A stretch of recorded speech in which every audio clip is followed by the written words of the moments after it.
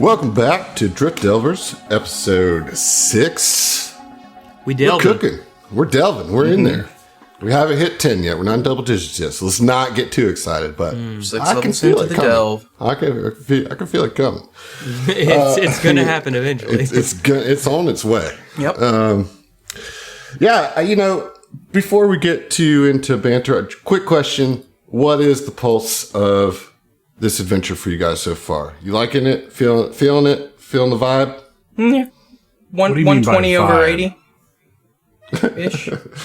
Okay. 120 over 80. I'm alive. Is that normal? I'm technically, yeah. I'm stable condition right now with this. I'm just amazed still that all that's happened so far. First, we're only on episode 6.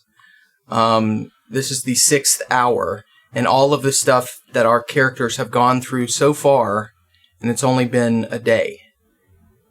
Yeah. And it's like we haven't had time to process like 10% of the things that have happened, you know?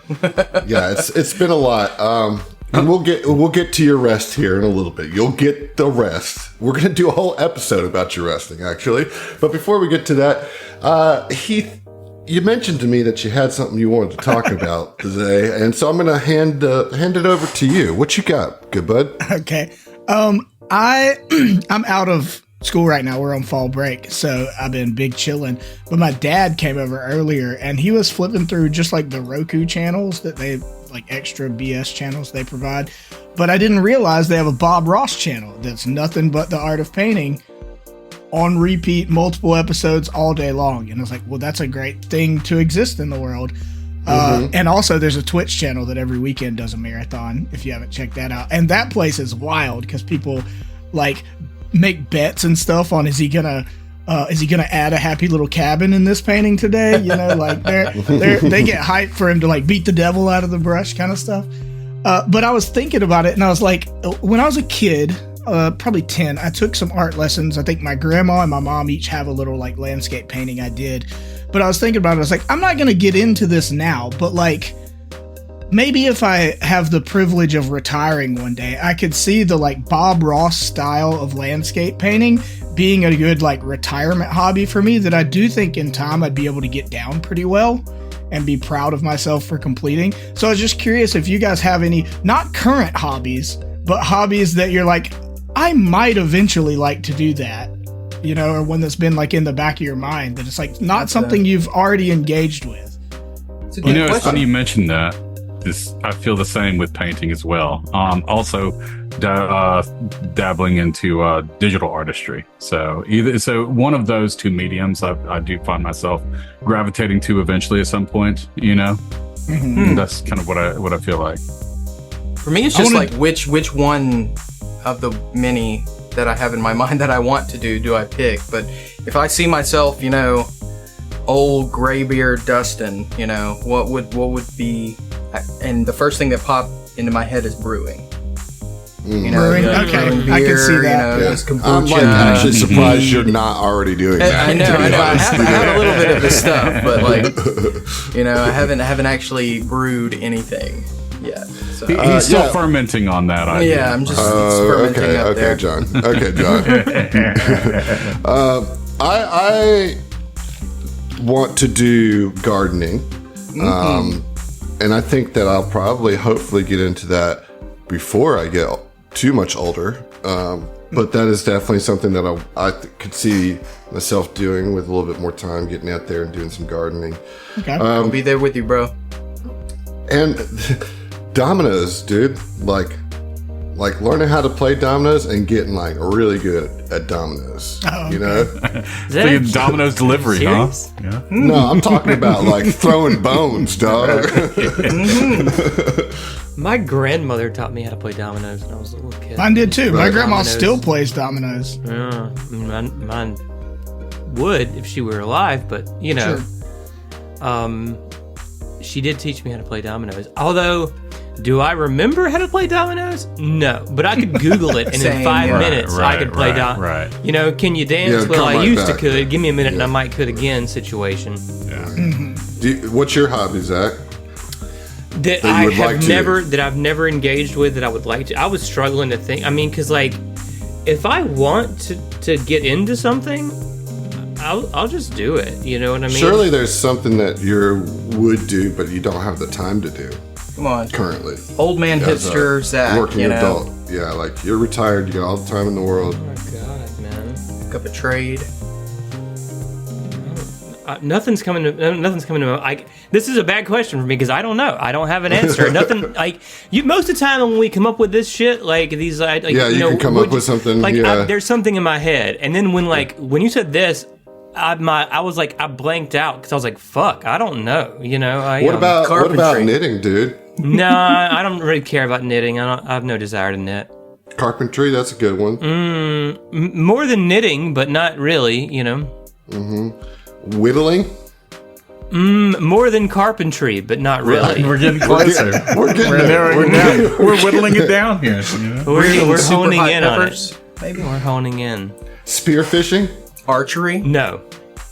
Archery would Archery be would be fun. cool. Archery's Yeah, pretty archery. rad. That'd be a cool retirement hobby. Yeah. Get really into, like I'm gonna go buy an expensive bow and like go to set up a range at my house. Hell yeah. That'd be a It's good one. less expensive than carpentry. Yeah, you got to buy lumber. Yeah. gonna add that to and brewing. the tools. You know? Brewing and archery. Archery is hard though, man. I mean, I've Yeah, shot like- bows is the thing. Like, Like I've shot bows. I don't think it's something that gets easier as you get older. Yeah, that's what I was getting at. Is that, like, You gotta it develop takes those a muscle lot groups of, at like 70 years upper old. body strength. Well, you to- got to get that old man determination, right? We're Yeah. theoretically retired old men that are like, I need to find something to stave off the bleaching, so to speak. You know, Right, something right. to occupy my time and get like way too into. Yeah. Archery's buy a not a bad sports one. car, man. Start with them little starter bows. So work your way the up. buying the sports car Starter thing is boat. like that's a hobby if you're also into learning how to mechanic on that sports car. Otherwise, it's Right. just I want to show off Just that I have buying an enough option. That's money, exactly right? what that is. That's exactly. I'm talking more about a hobby, you know. Well, I got a question for you guys, in this, including myself. What's stopping you? Why aren't you doing it now, John? Why are you Well, not? you know, because painting life right is now? just getting in the way. I mean, you know, No, time no, and everything, no, and just like, no. oh Excuses. man, just time. I'm sitting here recording, you know, like podcasts and stuff. So, But I Okay, mean, you okay. answered that question prior to this, you know, and like all of them are like they're casual interests that you could see yourself getting into, but there is a certain barrier to entry, and like us not having enough time in the day to get through the barrier to entry phase is, I think, what would prevent any of us from those specific hobbies. I mean, okay. I just want to throw this out there. How many hours of video games have you played in the last week? I don't keep count of that. All right, I don't keep count of that. What was your hobby, John? Did you ever say? Painting. Yeah, or Painting, digital that's right. art. Paint- painting right. or digital artistry. And I guess to go back on the question that you just asked, I have like considered like I've looked around on some digital pads. So I have looked at that, and I've also dabbed my hand into like GIMP.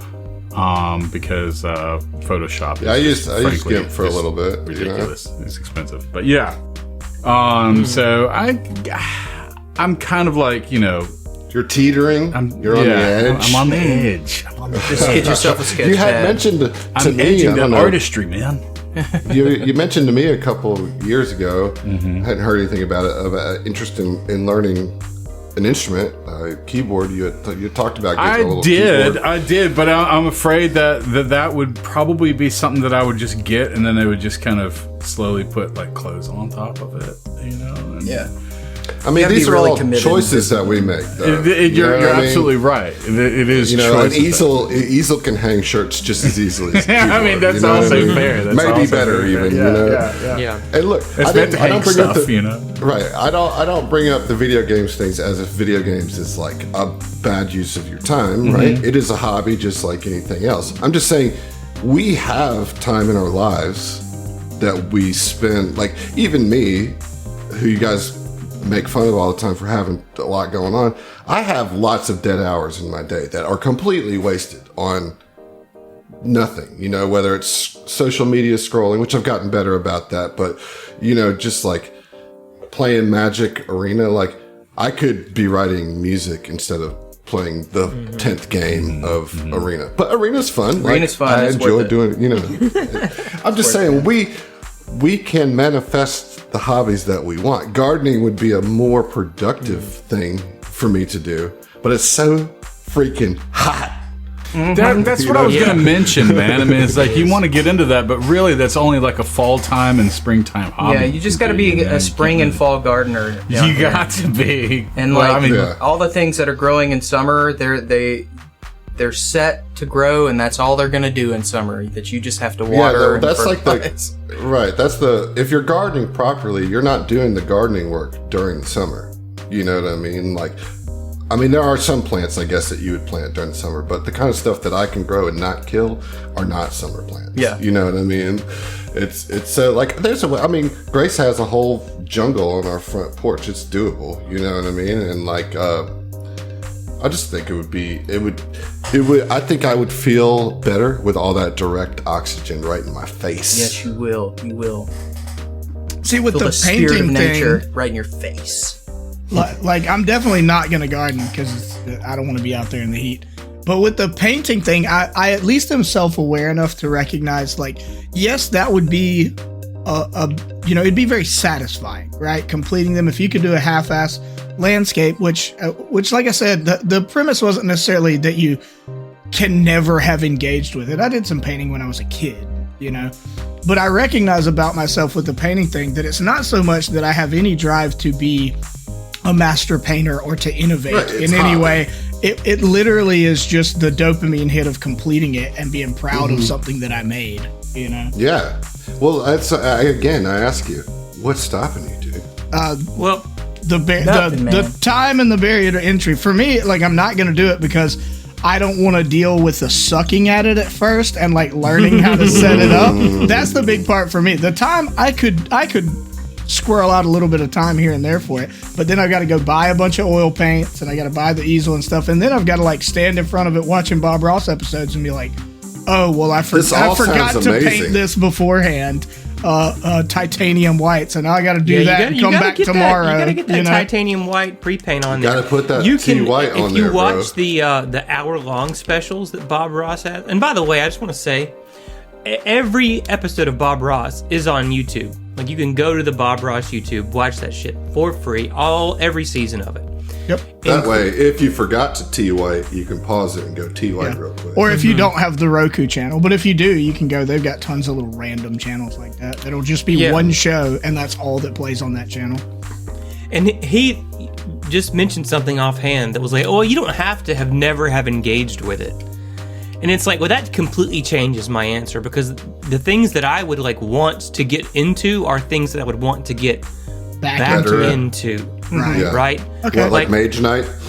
Maybe. No, dude. I threw back there, didn't I? Like playing guitar regularly, you know? Totally. When I was younger, I drew a lot. I literally stopped drawing whenever I started playing guitar in like 8th or 9th grade is when I was like, oh, this is a different way that I can express myself. I'll just do this instead. I like this.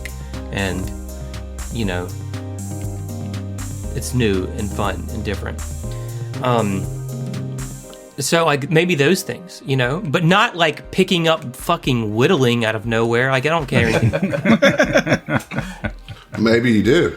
Maybe I do, and I just don't know. Maybe there's a You're whittling right, you're right right. there. I didn't mean to write off whittling, dude. Where there's a whittle, there's a way. You know Where there's what I mean? a whittle, there's a way. There you go. I could see Zach as a wilderness survival expert. Speaking of whittling, Zach, do you remember that dude Noah? We used to every year we used to go to a music festival, Bear Creek, and we camped next to these dudes that were from Atlanta. Yeah. Fuck yeah. And Noah was like a hardcore, like he made he made spoons and stuff a lot. Like he did. whittled he made wooden spoons, man. Yeah. Yeah, he was cool. Yeah. Old Noah the Whittler. Old Noah. Shout out Noah from Atlanta. It was funny because like we would go to this it was in like October, you know. like early October. So the temperature was nice and everything, and it's in the woods. But we would go, and we had a friend of ours who always got like an RV spot, and we just came to his campsite and put our tents around his RV area. And for 3 years in a row, there was these dudes from Atlanta that they got the same spot next to him. And so every year we'd go on Sunday. It just worked out for, I think, at least 2, if not 3 years in a row, where the Saints played the Falcons while we were there.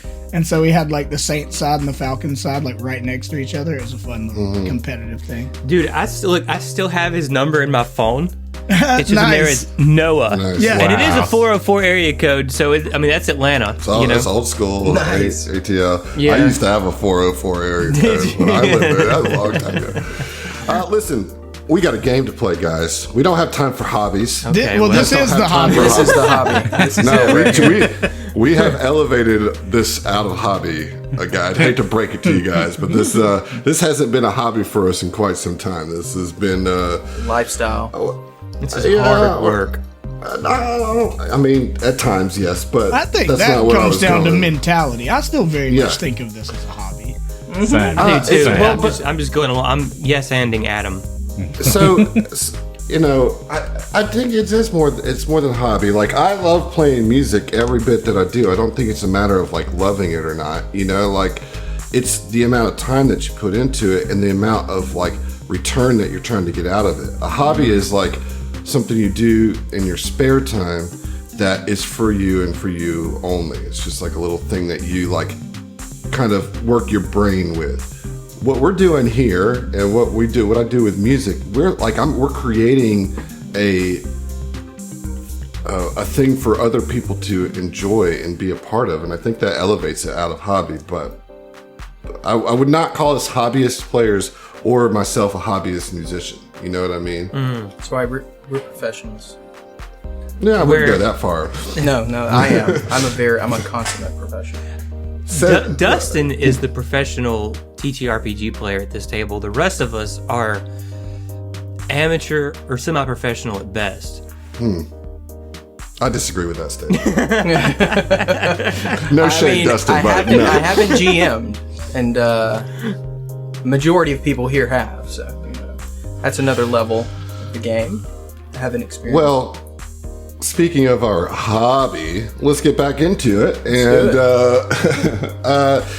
last time you guys had a pretty tense dinner with your counter selves. They tried, not all of them, only one of them tried to poison you. And that kind of ended the dinner abruptly during dessert. As it tends to do. Yeah. The Captain Tubana, I guess we've been calling her, immediately was like, all right, we got to go, and promised to punish old Vesk Gildy pretty hard.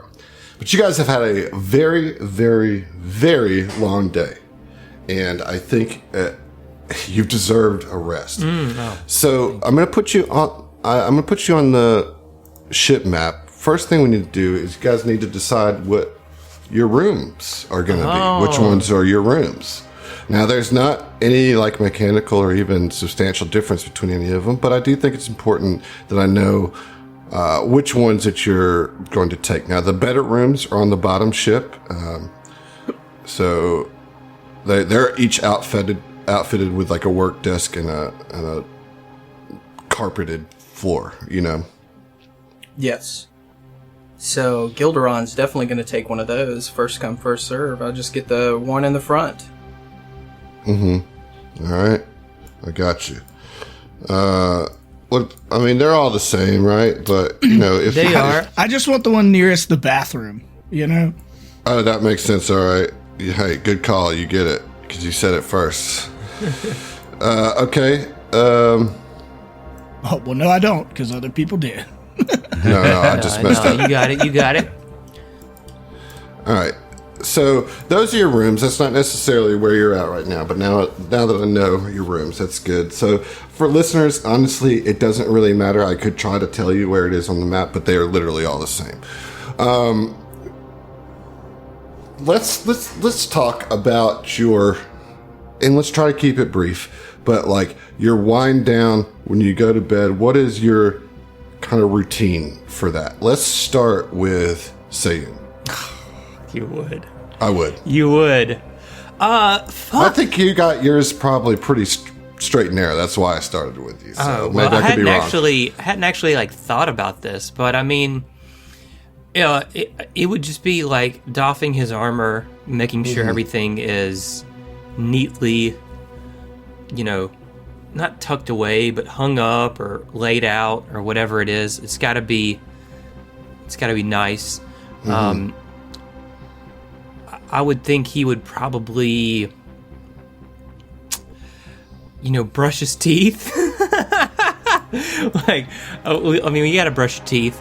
Sure. Like, all the normal. So I just want to say I'm struggling today with my like mental, not health, but just like brain acuity. Power. Yeah, that's okay. I've got a lot of brain I think you fog. nailed it. Like that's kind of what I was thinking. Is that it's more just about making sure that your armor and your clothes are. I pictured a very kind of like routine based. Like everything's in order. You know what I mean? So that's a given. I don't need much more than that, right? I'm just kind of trying to. I assumed this is just me making assumptions about Sayun based on his demeanor, but I assumed he like meditated. Yeah, that was I was making too. Is like maybe a silent prayer or just like a little bit of downtime, Zen reflection. I would think tonight before going to bed, certainly he would spend some time reflecting on everything that's happened today and just trying to mentally sort it out and make sense of it before he goes to bed. Because a lot has happened, and I think for Sayun, keeping his head above water in terms of comprehending everything that's happened and then everything that's still ongoing would be important to him. Like recentering himself, focusing himself, getting himself into a headspace of like, okay, we have to survive. Well, yeah, I'm still me. And crazy shit is happening. Here is the crazy shit that happened. It sucks, but we'll get through it. Kind of is, I think, where Sayun would want to put his head at. I can dig it. All right, Dustin. What about Gil? What's he doing tonight? Is it a normal going to bed routine, or is there something different? Talk to me about kind of as you lay your head down. What do you do? I think the initial part of his bedtime routine is the same as usual. Like he walks into his room and gently takes off his clothing and armor. And in my mind, there's like an automatic clothes washing, like Sonic space washer or whatever, and sure. Puts his clothes in there, puts on his silk striped pajamas or whatever. And, before he lays down in bed, he would want to offload, which he does, every night. He sits down with a regular sheet of, paper and pen, and writes a list of everything that basically happened today. And nobody's used paper in 300 years. No, it's just more expensive. It's like a niche market. It's like records now. Like most people aren't playing records. Right. But just inflated price. Got a journal? Well, let's say it's just on the pad. It doesn't really matter. And puts on there about the duplicates, the doppelgangers, and what their intentions are, and how the meeting went, and some of the things we need to do tomorrow, like a to-do list, like study the engine and get roles for the other members of the crew, and make sure we have security down, and writes that all on the list before he actually brushes his teeth, then goes to bed. Okay, cool. Heath, talk to me about Raya. Yeah, I think she has a normal sort of routine, but it's a little bit different today because all of this stuff has kind of shaken her up, but also she kind of unexpectedly had to start using this armor that she's held on to for a while that was prior to this much more symbolic, so very meticulously like takes off her armor, and she has like a rack, like I mentioned, there's like a thing in her closet that she like puts her armor on to display it and to keep it tidy and clean. So spends a little bit of time making sure that's perfect.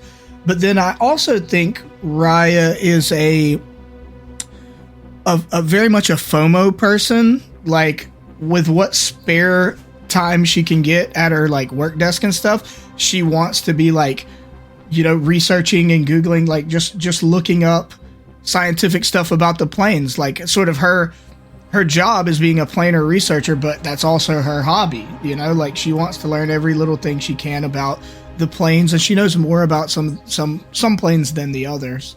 But yeah, so spends a little bit of time on her computer, but is also disciplined enough. She sets herself like a little timer, does that, and then after her armor is put up, she's got like, I imagine she has a nice like clean, like crisply ironed, like the like fancy hotel pajamas.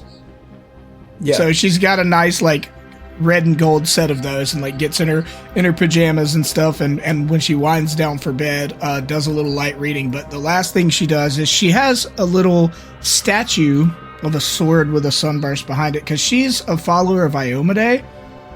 She's not super vocal about it. It's more of a personal faith, but that's kind of the last thing she does before laying her head down to actively try to go to sleep, is just like kind of be mindful and kind of make some prayers to Iomade. Cool. What about Subana? What's Subana doing to, you got thrust kind of in the lead role here, so this is maybe a heavier day for you as well, but how do you go to sleep? What are you doing this evening? Subana, I feel like as soon as she gets into her room, she just feels how confined she is in this room. So immediately she feels repulsed, not repulsed, repelled by it. And she doesn't feel like it's time to go to bed. So she wants to actually kind of clear her head. So she would be somewhere going over to the garden that would be up at the very top. All the way up. Yeah, okay. Just to reflect, a moment of reflection.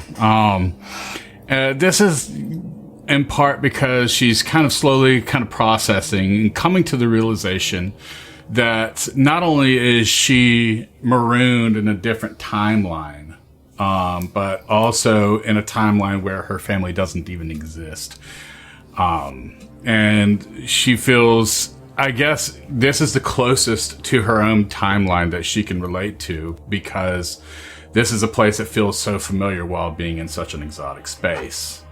And this place kind of actually reminds her of Vesk 6, which, just very brief, is the sixth planet of the Veskarium, which is just the home of cat people, megafauna, and megaflora. And while this garden is not mega in any terms, it's the closest that she feels to her family, and whom she and her family visited for a vacation at one point. So I would imagine she is just sitting there, kind of reflecting on the situation as it is, and pulls out her Paramour's prism, which, just think of that as a holographic locket that stores pictures, right? Okay. So anyway, she's just kind of taking that moment and away from the chaos of everything that's happened, and almost just kind of turning off, and she's just kind of looking into nothingness until she's just like focuses on a droopy flower, that's probably maybe a little bit more delicate than the rest, and maybe the drift affected it, who knows. But she's just kind of just staring at it and almost like cradling the weight of it in her, without actually touching it, but like with her presence, and she's just drifting off into thought until she just slowly slips into sleep. Okay. When you fall asleep, you dream. You find yourself in a science museum in the Vescarium with your family. Your husband and 2 children excitedly follow your lead as you take them through some of your favorite wings of this museum. John, tell us just a little bit about your family. So, this family is 2 children, Tano and Taza. Tano is a young teenager, 13. Taza is 8 years old. And while Tano is everything revolves around video games and music, he's still finding himself. Whereas Taza is, well, everything's brand new. So everything shifts from week to week basis, you know. Dronish, on the other hand, is a major in the Vescarian military. He's a firm presence, but also just a soft hand in the family. He's the softy of the family. Cool. But yeah, that's pretty much. So So we're in this museum, and you're kind of leading the group. Talk to me about what kind of exhibits you're showing them. What is it that you're excited to show your family here? So the ones that I feel that she would most resonate with would probably be the planetarium, and not because it's just, a planetarium of your own solar system. I mean, this is Starfinder, so a planetarium really is something that's elevated to a much greater degree. It's beyond the solar scale, and I would imagine it does include the drift, So, yeah, I like it. So you guys all kind of get in your seats, those deeply reclining seats that are in planetariums. Right. And, everybody's pretty excited. Remind me of your youngest one, your daughter's Taza. name again? Yaza? Kaza. Taza. T. Taza, with a T. Taza. Yeah, so everybody gets there. Taza's sitting right next to you. And whenever the lights go down, you hear her start to breathe heavily. And you recognize this, and she starts pulling on your clothes. Mommy, I'm scared. It's Taza? Yeah, okay. Yes. All right. Remember, what did the doctor tell you? To breathe, to count. Yeah. Will you count with me? All right. Remember. 5, 4, 3, 2, 1. And then she opens her eyes and looks up. She's like, "Look, Mom! That's our planet, isn't it? That's right. That's Prime. Wow! And it looks really, really, really cool. This. Thank you, Mom. And she kind of rests her head on your shoulders, and then the scene disperses. Now a new scene comes before you, and you are yourself, your grown self, but you're standing aboard a space station but can't recognize, or on an unfamiliar bridge you've somehow seen before. Monsters lurk here, unseen, but they weren't always monsters. A purple creature with ancient, decaying wings, delicate like those of a butterfly, once rainbow-colored but now mottled and filled with holes, lurches towards you, clumsy and slow, far different from the priests they once were. It tears the world away around you, pulling apart everything. You've seen this before, but you can't remember where. Was it in a dream? Was it real? The scene goes away, and it reforms again. The space station falling away from you, only to be replaced with the bridge of the Marana, the original Marana. As you sweep around the bridge with your Vesk eyes, you see the crew looking back at you, expectantly. You look down at your uniform, and you see the insignia for a captain pinned to your breast. A panic washes over you at first, but then you find calm and look out the bridge's observation window and see the drift anomaly slowly rotating right there before you. Somehow, you know exactly what to do, and you hear yourself issuing orders to some of the crew, asking them to join you in a spacewalk out to the beacon. This is your expedition. This is your charge. All your studies, your training, your sacrifices have led you to this point. It is up to you to lead them. And so you do. You shimmy into an EVA suit and help seal up your crew. You see anxiety in one of the younger members of this spacewalk crew, and you extend a motherly arm to comfort the young lad. Again, feeling a surge of rightness as you take charge in this expedition to the anomaly. The airlock cycles and the team drifts out toward the anomaly drift beacon. You float towards the beacon, feeling totally at ease in the leadership position, at least when it comes to this. As you approach the force field that surrounds the anomaly, you can feel the pressure change in the atmosphere. You feel it pushing back on you and your team. The anxious cadet starts breathing heavily and short. You can hear it in your in-helmet mic. You recognize this as a panic attack, something your youngest suffers from. You turn to the young man. What do you say? All right. I want you to breathe with me. I want you to count down. I'm trapped. I can't. You're not trapped. You gotta get this in. Like he's like trying to pull his helmet off. Calm down. You're right here. Okay. 5. And so you work him through the Right. Yeah, you work him through that same breathing exercise, and the cadet's breathing softens and slows at your comforting words, and then possibly a butterfly flutters between you. A beautiful, translucent butterfly. You look back to the young cadet, and you see a smile and a sense of peace on his face. You have now gotten your free archetype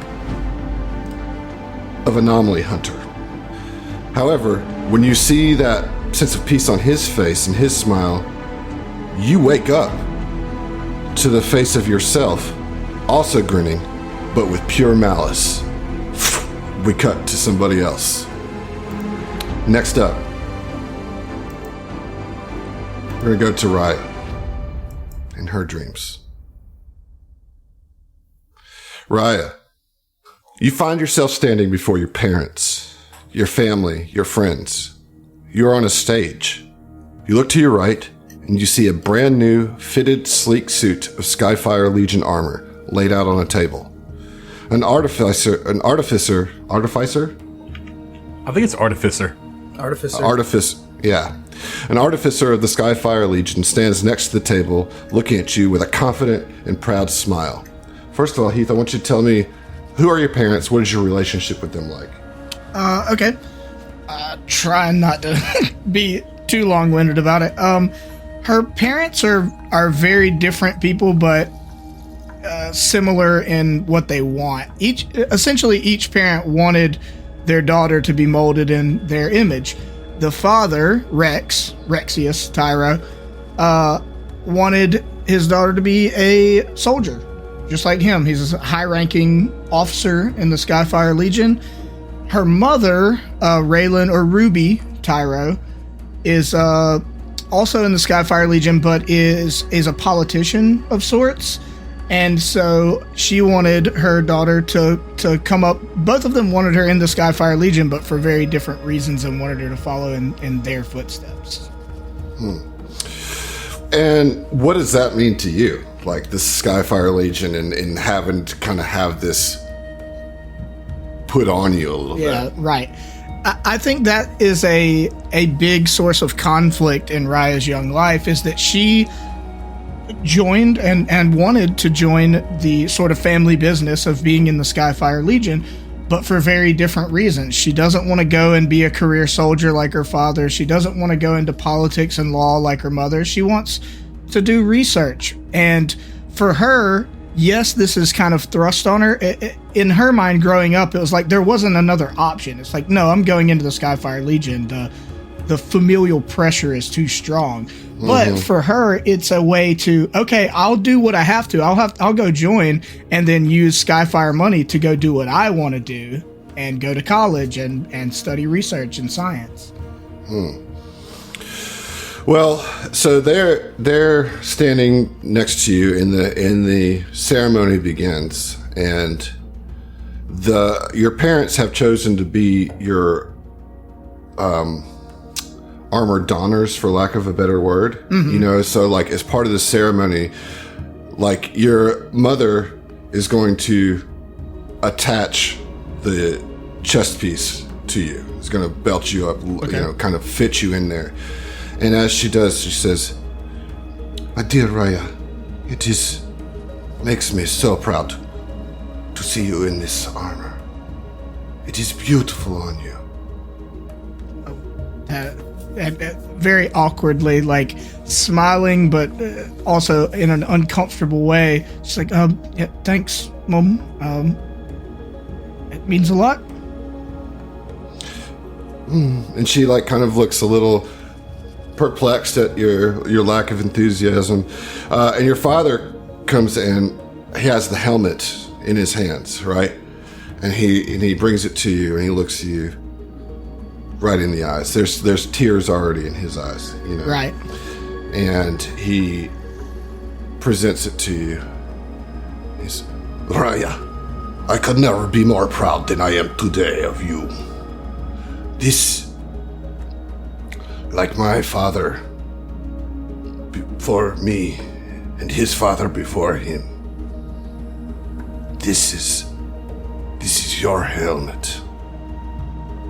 Allow me to put this on you with all the pride and love that a father could feel for a daughter." She bows her head, just kind of quietly accepts it. And he slides it over your head. And as the darkness comes over your eyes, that scene dissipates. And we go to another scene. You float in the vacuum outside a small space station, with only the stars for company. You stretch out your hand, covered in dragon scales, and enter a passcode, Harmony, into an access panel. The airlock opens soundlessly, and you hurry inside. Your boots hit the floor, a sharp and sudden return to gravity's embrace. Something waits within this starship, something important, but you can't remember what it is. Have you dreamed about this place? Is that why it feels so familiar? And then it fades away into the ether. Your environment becomes a series of vague shapes until it reforms into a large, icy cave. In the cave, you see all manner of tech. Gears, circuits, transistors, and more. They all faintly glow in a chilled blue haze. Standing before you is a figure. Their back to you in a long, beautiful starred cloak, but you can't make out any details through the icy mist. A shiver runs down your spine at the cold, but then you feel it spread through you with comfort as you adapt quickly to the low temperatures of the cave. You begin to move toward the figure, but your legs are slow and sluggish. The figure turns towards you. The backlight of the cave enshrouds the features of the figure in the shadow. Yet you feel peace and warmth in the cold. They glide towards you, almost as if they were flying, but your eyes just cannot focus on this entity.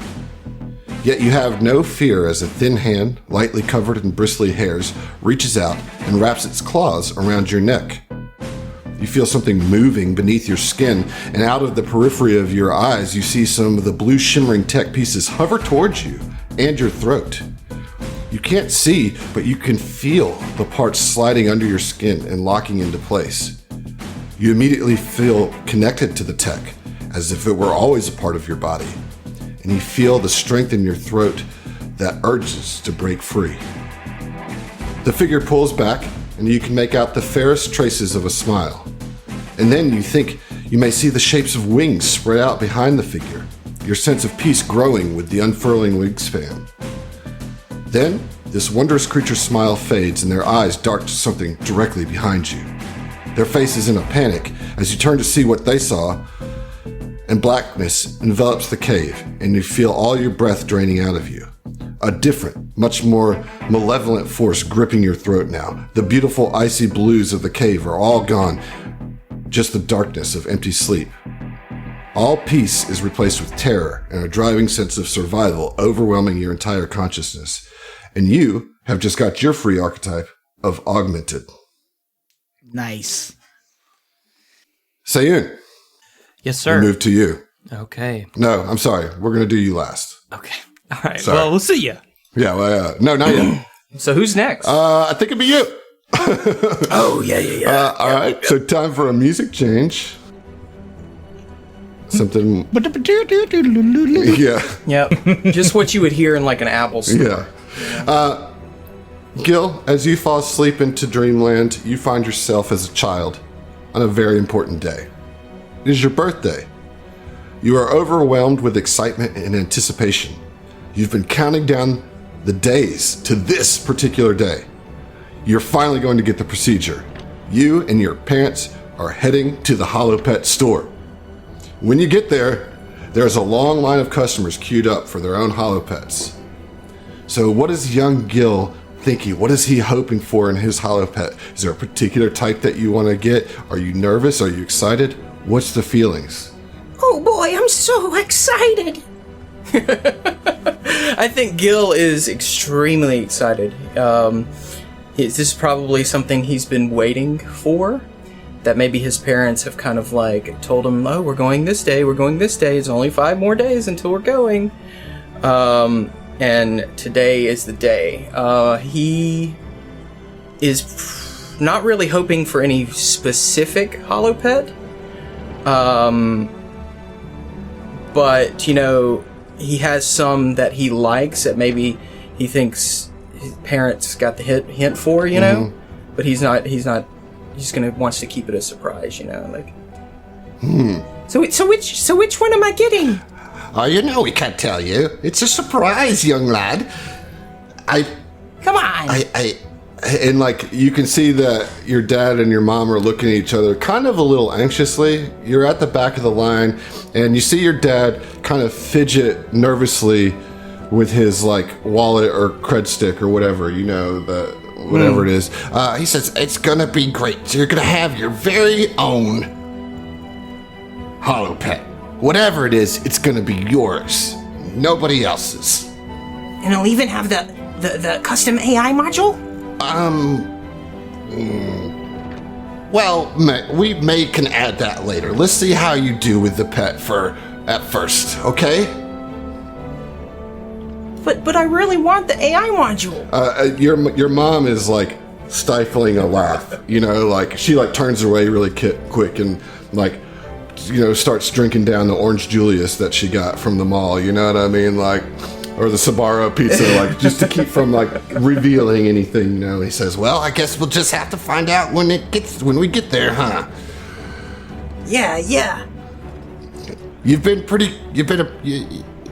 a good boy, Gil. I couldn't ask for a better son, truly. And I'm just excited for you for this day too. I never got one. My dad, he was, well, I don't want to be like him, okay? What me and you, we're better. You know, you deserve this. You know, you deserve a pet of your own. You've shown that you can be responsible. You've mowed the space grass for 7 months straight now and not missed it once. You know, I've been really good. You have. I've even delivered electronic papers to people too. You did. You I had to get up so early in the did. morning. Those electronic papers won't email themselves.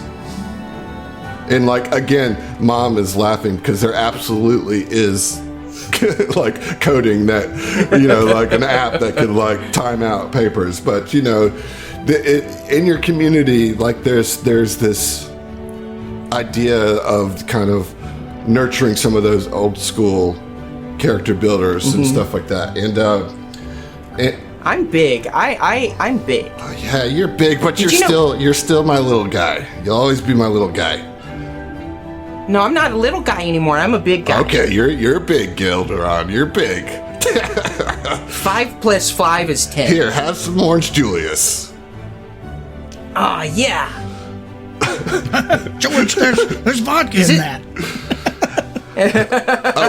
Well, he's a big boy now, huh? So yeah, you get up to the line, and you notice, but maybe don't fully comprehend at this young age, that a lot of the pickings are off the shelves. There's not a lot left. I'm thinking this is like Beanie Baby style craze right now, right? And so like a lot of like the big popular ones are already gone, sold out. And you go in and you like kids do, right? They feel when their parents are feeling anxious or upset about something, but they don't understand it, right? And there you get this feeling that your parents are embarrassed or something like that, but they're determined, and they go in and they grab the box off the lowest shelf, and they bring it over to the administrator of the store. If this were a Claire's, this would be the person that has the little piercing gun, Yeah. And they say, "Oh, you're getting a new pet today, are you?" What? Yeah, it's a surprise. Dad said it was a surprise. I can't. And no, it's gonna be a real surprise. I think you're gonna like it. What's your name, son? Gilderon Whistlepop Jr. That is a hell of a gnomish name. I'm sorry, excuse me. That's a heck of a gnomish name. Yeah, you said a bad Yes, word. I did. You said a bad Tell word. you what, I'll take a few credits off the top for you. And like, there's like a knowing exchange between the parents and this guy. You know what I mean? Again, as a 10-year-old, you don't really understand the context, but I think maybe later in life you would have realized that your parents didn't have a lot of money and that they're doing the best that they can here, and they wanted to get you this thing. These are not cheap, and I think the store clerk kind of picked up on this. He says, "All right, Gil, hop up on the stool for me, would you?" Sure. All right. You got a stool so I can get up on the stool? Oh, well, this wouldn't be a gnome-run shop without an abundance of stools. What size do you need? You need small, medium, large, large, medium, large, small, or extra large? I'm a big boy, extra large. I think we ought to go with the medium small. Okay. So he pulls out so. a stool that's about half the size of the other stool, and you kind of clamber up to it, take your seat. It's like, all right. About to do this, you're gonna feel a slight little prick. It's nothing to be afraid of. It'll as soon as that's done, you'll feel a nice soothing sensation, okay? My daddy says I can do hard things. So, can I get a sucker? After this. Okay. All right, are you ready? Are you done? No, I haven't even pulled out the injection tool yet. Okay, go. Well, one moment. And so he pulls out the tool and he opens the box and takes the little chip and puts it in the injection tool. It's like, all right, ready? And he like holds out a sucker. What flavor? No, you tell me, Dustin. Guava. Guava. Okay. Here, and as your attention is on the sucker, he just bam hits you right in the neck with it, and it's a little bit more than a prick, but he's done this a time or two, and he's like, "Here's your sucker, all right. Now, Are you ready to meet your new friend?" Yeah. All you gotta do, reach behind your neck and just tap twice. All right, and this little gremlin-looking fairy emerges from out of your back and kind of crawls around and says, "Oh, hi, I'm Tooth. It's a pleasure to meet you. What? Who are you, my new friend? My new pal?" Are you Are you sure? Are you sure you're the one? Well, Are you sure? Did you get the right one? Hey, mommy. yes. Mommy. Yes. What is it, Gil? Is this the right one? Yes, this is your very special friend. Toof, is that what you said your name was? Yes, Mom. He's special? He's special. He's very special, and he's yours. Nobody else has a Toof. You're the only one. Hi, Toof. You're my new friend. Oi! Hi! What's your what's your name? My name's Gilderon Whistlepop Jr. You can call me Gil. Hi, Gil. And goes black. Darkness surrounds you. You look up to see the stars and constellations, congruent little families of burning suns. The asteroids of the diaspora glitter beautifully above. In front of you stands a tall marble statue of a woman with long hair, long limbs, and a long dress billowing around her feet. Her butterfly wings spread triumphant and wide behind her. You know her. Did you dream about her? Did you dream about this place? Are you dreaming now? Those questions fade as the dreams shift, and you now find yourself standing over the sleeping body of yourself. Your peaceful form slumbers undisturbed by dreams or nightmares, yet you feel so very awake in this dream. The cognitive dissonance becomes almost too strong to bear, but then the scene fades away and you find yourself in a much larger lab. This lab contains many beds, each accompanied by a retinue of nodes, brainwave readouts, and other sleep research tools. You see your entire crew file into the room, one by one, each looking utterly exhausted, as if they hadn't slept in weeks. You hear yourself assuring them that all will be well as they each take a bed and lie down. You go bed to bed with a calming smile on your face, gently hooking each of your crewmates up to the electrodes and turning on the readout screens. It pains you to see just how tired each of them look the closer you get, but you don't let that show.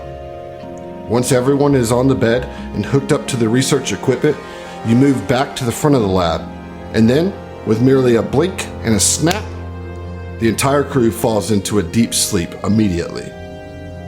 You begin to document the readings and take notes on the sleeping patterns of each of your crew, chuckling to yourself at the deep resonant snores of Walter. As the sleep study continues, you begin to notice ethereal butterflies appearing and flitting around each of the patient's head. Small and beautiful, their flight path erratic, but they never stray more than a few inches from each patient. You see that all of your crew is in a deep and peaceful sleep, and you feel a sense of comfort wash over the lab. You yourself begin to get drowsy, and your eyelids become heavy. You have gained your free archetype of sleep researcher. But then, the butterflies all suddenly fly to the center of the room, coalescing into one large, iridescent, moth-like form, and it flies directly towards you and says, "Wake up, Gilderon! They need you!" Now, we go to Sayun. Okay. Before we get into this, you guys having a good time with your dreams? Feeling the dreams? Yeah, yeah. All right. Good, because this one is not good. This one's scary. Oh, Nice. Okay. Awesome. All right, here we go. I don't know what to expect. You find yourself at the edge of the void. You've been here before.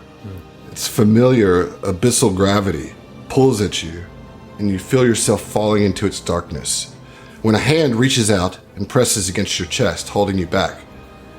You turn to see a familiar face of a Kasatha, your mentor. Who is this, Zach? His name is Naram Shir. He is a very powerful wizard, or not wizard really, but witch warper, I guess is technically what he would be. Very powerful spellcaster. He is from the Adari and has taken Sayun under his wing when he arrived to Kasath. And Sayun has been his student, follower, ward ever since. What would you say your relationship with him is like? Strained, good? I think it is. It's fairly good in that Naramshir is fairly benevolent towards Sayun. Sayun himself wants so badly to make Naramshir proud, but everything that Naramshir has tried to teach Sayun, everything magical that he has tried to instill in Sayun has been utterly atrocious at picking up on. He is not arcanely adept, you know, and so he feels this like pang, you know, like wishing that he could be who Naramshir wants him to be, but he can't. Well, when he holds you back from the void, he says, Sayun, careful. We want to look into the void. But we have to avoid falling into it. It will reach out to you, and it will tempt you. Tell me, when you look into it, what do you see? Darkness, Master. Darkness. Terror. But power. Potential. Yes. Even in darkness, there is something. Even in the void, even the lack of something is. Do you understand? I think so, Master. Do you feel the void in you? Do you feel it calling to you? I feel it closing in around me the longer we're here. I know that this has been difficult for you, Sayun, and I take no pleasure in causing you grief or anxiety. But you must understand that we can use the edges. We can use the spaces between. We can use these things for good. Or it can consume us, and it can use us. You say how? That is a good question, with no good answer. We all interact with the void in our own ways. I have tried to teach you the mystical ways, the magical ways, but this is not your path with the void. But do not be disheartened, Sayun. The mere fact that you can hear it means there is some connection for you yet. Does this scare you? Sayun thinks about being honest for a second. He is scared. I mean, this is, you know, we're here in the void. He's been here before, but it's terrifying every time. Every time they come, he can feel the like tendrils of negative energy like licking at his heels and crawling up his leg. But he stops, says, "No, Master, I'm not afraid." And you see a slight look of disappointment on your mentor's face. He says, he says, the void consumes lies, Sayun. You cannot hope to control the void if you cannot be honest with yourself or with others. You should be scared. I am scared. Bravery cannot exist without fear. Do you understand? Yes, Master. I'm sorry. I didn't mean Do not to lie apologize. It is okay. But you have to understand that what we are doing here, the purpose of this, requires a level of self-reflection and self-awareness that very few can ever hope to master. I understand. Like the void, you can embrace your fear and use it. Do not let it control you. Now listen to the void. The scene dissipates. Comes back up, and you find yourself walking through the halls of a space station. You've never been here before, but you remember the way nonetheless. The final turn brings you into a comfortable recreation suite. A small kitchen waits to one side, tables and couches to the other. Doors line one wall, you open one and find a comfortable bed. It's safe to rest here. How do you know that? Have you been here before, after all?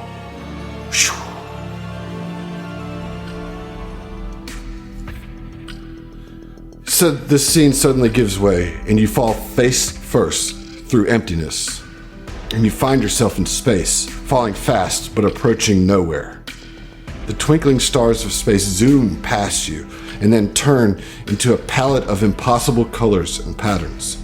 Your speed is no longer discernible without any reference points to measure against. Then the colors melt away into utter blackness, darker than the infinity of space, a reality with no light at all. And yet, somehow, you can sense a presence before you. You can even feel its shape. Almost that of a butterfly, but somehow more like a shadow of a butterfly. You cannot move, and the shadow butterfly approaches you, but instead of fear, you feel peace. This creature, this being, means no harm. In fact, all of your anxiety and terror of being in absolute darkness shrinks away the closer the entity gets. Then the shadow of the butterfly flies into you, and you absorb its essence. You feel filled with strength, drawn from the silence and the spaces between space and time. The truth can be seen in the shadows if one is still enough to see it. And as you have that thought, you have got your free archetype. Disciple of stillness. Let's go. And in this darkness, suddenly you see two red eyes directly in front of your face.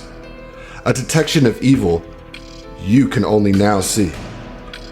And you wake up staring directly into your own two dark black eyes. Your own eyes. No, the eyes of your twin. And there is a knife to your throat. And we'll see you. Say